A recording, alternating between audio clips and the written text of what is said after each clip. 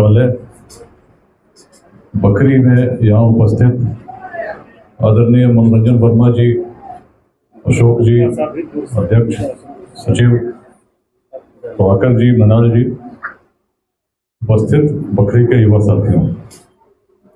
बखरी पहली बार अक्टूबर 2017 में आया था।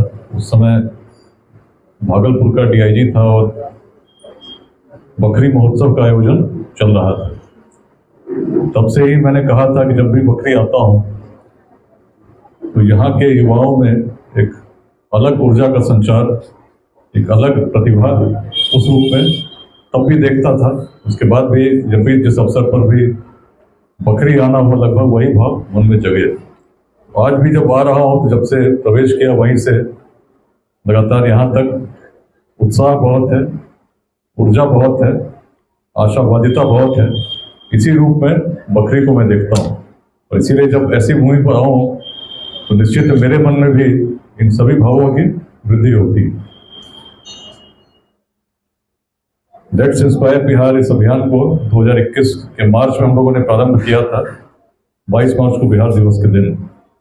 और जैसे ही अभियान शुरू हुआ तो उसमें भी प्रारंभिक युवा संवाद 26 मार्च 2021 को बखरी में ही सुबह सुबह सलोना ठाकुरबाड़ी के आसपास उसमें आयोजित की गई थी और उसमें काफ़ी बड़ी संख्या में युवा सम्मिलित हुए थे। उस अभियान को लेकर उस समय बहुत कम लोग जुड़े थे, कुछ ही संख्या थी। उस समय प्रारंभ हो रहा था। आज 65,000 से अधिक युवा पूरे बिहार में और हर जिले में अलग अलग राज्यों में रहने वाले ऐसे बिहार के लोग जो महानगरों में रहते हैं और विदेशों में भी जो रहते हैं जुड़ चुके हैं। उद्देश्य बड़ा स्पष्ट है, अपने बिहार के भविष्य को उज्जवल बनाना, अपने जीवन काल में ऐसे बिहार को स्थापित करना जो अग्रणी हो, जिसमें शिक्षा और रोजगार के लिए किसी को बाहर जाने की आवश्यकता नहीं। निश्चित है कि ऐसा बिहार तभी बनेगा जब हर व्यक्ति उस प्रकार से सफल होगा, उसके जो लक्ष्य होंगे उसको तय कर सकेगा, उसको ऐसे अपॉर्चुनिटीज हम उपलब्ध करा सकेंगे जिसमें जो ईश्वर ने असीम ऊर्जा दी है, जो सामर्थ्य दिया है, उसके अनुरूप विकसित हो सके।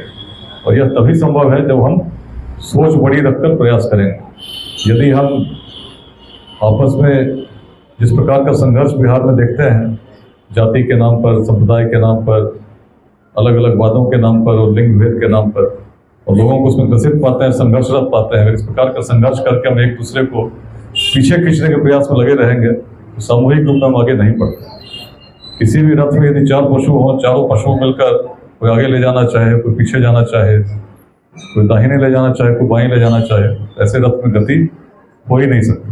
और जब रथ में गति नहीं हो सकती तो समाज में यदि हम आपस में संघर्ष करते हैं, अलग अलग नामों पर करते हैं, 10 लोग बैठते हैं तो मिलकर सोचते हैं इस व्यक्ति की जाति क्या है, निश्चित ऐसे समाज में आगे हम बढ़ नहीं सकते। प्राचीन काल में बिहार यदि बढ़ा था, जब न वैसे रोड थे, न वैसे टेक्नोलॉजी थी, न वैसे सूचना के तंत्र थे, लेकिन सामर्थ्य इतना था कि हम अफगानिस्तान के पार तक, हिमालय के उत्तर तक, दक्षिण में सागर तक, पश्चिम में पूर्वोत्तर के पार तक अखंड भारत को स्थापित कर सके थे। इसलिए कर सके थे, संसाधन की आवश्यकता नहीं थी। हम व्यक्ति को व्यक्ति से जोड़ना जानते थे। जिस भूमि के हम लोग निवासी हैं, वेदांत की धरती रही है, जिसमें व्यक्ति तो छोड़ दीजिए, किसी जीवात्मा में भी कोई भेद नहीं देखने की परंपरा प्राचीन काल से ही स्थापित हुई। हर व्यक्ति में ईश्वर का अंश देखना, हर व्यक्ति में पूर्णता देखना। जिस व्यक्ति में ऐसी दृष्टि आ जाएगी, निश्चित है किसी से भेदभाव नहीं करेगा, उसको हर व्यक्ति में ईश्वर का अंश दिखेगा। और यही हमारे पूर्वजों की दृष्टि थी, जिसके कारण कभी इस बिहार में, मगध में नंद वंश का उदय हुआ।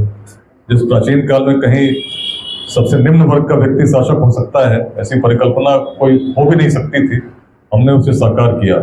और जब सामर्थ्य को हमने चुना तो नगद का नंद वंश सबसे सामर्थ्यवान शासन दे सका, सबसे बड़े साम्राज्य का निर्माता बन सका। और उसके बाद यदि हम देखते हैं, जब उसके पतन का समय आया, जब उसकी भी छोट सोची हुई, तो आचार्य चाणक्य भी जब चले तो उन्होंने भी केवल सामर्थ्य को ही स्थान दिया।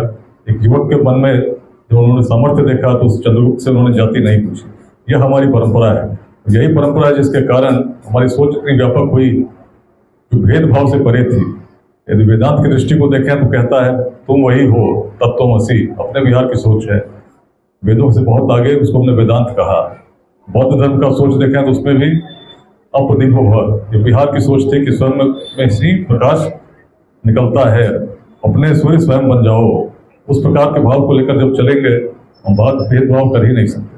तो आज बिहार में सबसे अधिक आवश्यकता है, तो पहले तो ऐसे युवकों की आवश्यकता है जो हमारे पूर्वजों की प्रेरणा को समझें, उनकी परंपरा को समझें, उनकी दृष्टि को समझें, जिसके कारण हम इतने महान बन सके। यदि बिहार प्राचीन काल में ज्ञान, शौर्य और उद्यमिता की भूमि रही तो कारण केवल एक थी, सोच, दृष्टि। आज भी बस उसको धारण करने की आवश्यकता है, सामर्थ्य में कोई कमी नहीं। लेकिन यदि हम बंधनों में बंटकर लड़ते रहेंगे कहीं आगे नहीं जा सकेंगे। स्थिति बड़ी विकट हो चुकी है। हम देखते हैं किस प्रकार शिक्षा तो छोड़ दीजिए, कोचिंग तक के लिए बिहार के बच्चे कोटा जाते हैं, शिक्षक भी कोटा के हैं, विद्यार्थी भी कोटा के हैं। ऐसा तो है नहीं कि जिस भूमि में कभी नालंदा और विक्रमशिला स्थापित करने की क्षमता थी, आज क्षमता अचानक नष्ट हो जाएगी। क्षमता तो आज भी वही है, टीचर वहाँ भी वही है। दृष्टि की जरूरत है, और दृष्टि कहाँ से आएगी? कोई दूसरा व्यक्ति बदलने आएगा? जब तक हम नहीं बदलेंगे, जब तक हम नहीं सोचेंगे, उसको धारण नहीं करेंगे, कोई दूसरा नहीं आता। और जब हम धारण करते हैं, एक से बढ़कर दो होते हैं, दो से बढ़कर तीन होते हैं, ऐसे लोग जिनके मन में बिहार बसता हो, तो ध्यान रखिए समाज का नुकसान दुर्जनों के दुष्कृत्यों से इतना नहीं होता, इतना सज्जनों की निष्क्रियता से होती है। यदि अच्छे भाव को लेकर हम निष्क्रिय रहे तो निश्चित है समाज में उन्नति नहीं हो सकती। तो आवश्यकता है अच्छे भावों को समझने का, साथ मिलकर चलने का, जो मन में आपस में संघर्ष है, जो व्यक्ति को व्यक्ति से तोड़ते हैं, उसको मिटाने का, और जोड़कर समाज से राष्ट्र का निर्माण करने का। यह भाव यदि हर युवा मन में आ जाए कि अपने देश को अपने जीवन काल में उत्कर्ष तक ले जाना है, अपने बिहार को उत्कर्ष तक ले जाना, उसके हम छोटा सा योगदान करते हैं, तब जब हम परिश्रम के साथ स्थापित हो जाते हैं। पहला काम स्वयं स्थापित हो परिश्रम के साथ, और सोच बड़ी जब होगी तो हम केवल सरकारी नौकरी तक नहीं सोचेंगे। ईश्वर ने बहुत सामर्थ्य दिया है, हम कुछ भी कर सकते हैं, लेकिन हम यही सोचेंगे पूरा पढ़ाई करके केवल रेलवे की नौकरी करेंगे तो फिर तो हम सोच को संकुचित कर देते हैं। इसी बिहार में बड़े उद्यमी भी हुए। तो बेगूसराय जिले से ऐसे उद्यमी हैं, राम कैलाश महतो जी यहाँ दुबई में रहते हैं, 17 देशों में उनका व्यापार चलता है, अपने गांव के भी ध्यान देते हैं। लेकिन यदि हम केवल इतना ही सोचेंगे तो जान लीजिए सोच बहुत बड़ी है।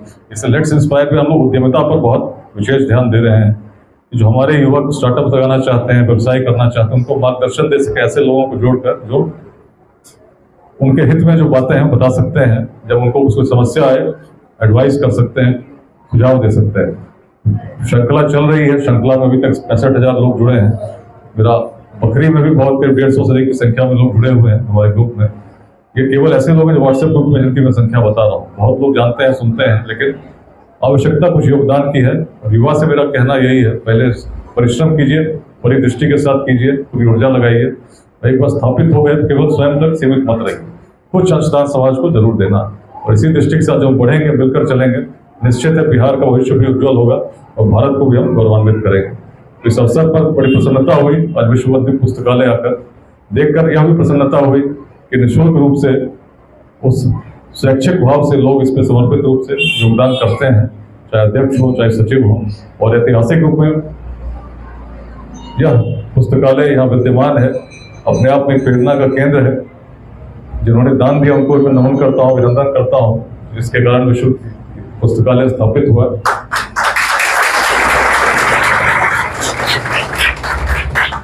इससे बढ़िया काम कुछ और नहीं हो सकता।